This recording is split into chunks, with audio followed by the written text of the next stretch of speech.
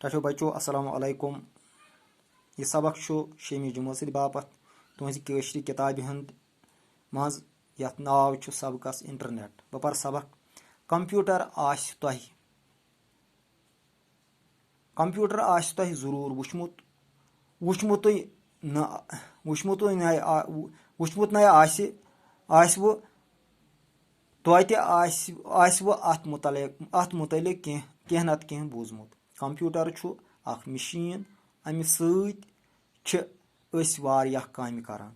अमुक इस्तेमाल दुह खत दुह हुरान। वन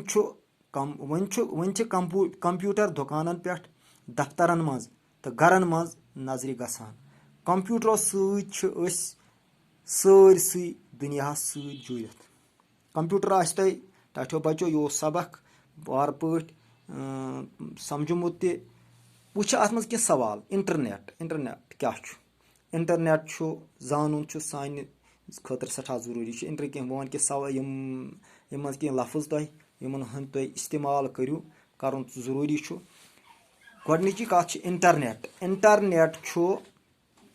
सानि जिंदगी हुंद अख अहम हिस्स। इंटरनेट सानि जिंदगी हुंद अख अहम हिस्स। पत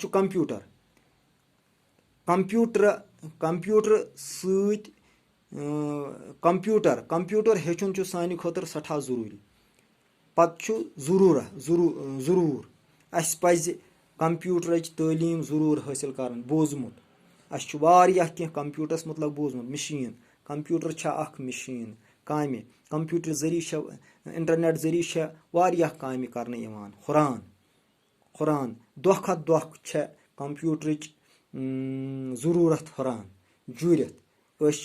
दुरुस दुनिया कंप्यूटर सत जुड़ित। पत कह सवाल अत सबकस मुतलिक।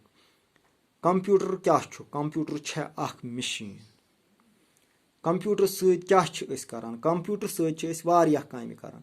कमुक इस्तेमाल दुह खत दुह हुरान। कंप्यूटर इस्तेमाल दुह खत दुह हुरान या इंटरनेटुक इस्तेमाल दुह खत दुह हुरान। अस कत कत जाय कंप्यूटर नजर गसान। अस गसान दफ्तरन मज दुकानन मज। अमि अलाव प्रहत गरन मज तो वनकस कंप्यूटर नजर गसान। कम सरसी दुनिया जुड़ित कंप्यूटर जरिए इंटरनेट के जरिए सरसी दुनिया जुड़ित। यह अजुक सबक। उम्मीद तुम समझ आमुत।